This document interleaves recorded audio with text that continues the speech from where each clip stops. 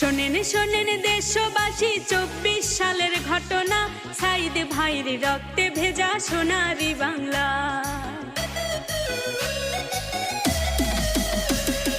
শোনেন শোনেন দেশবাসী,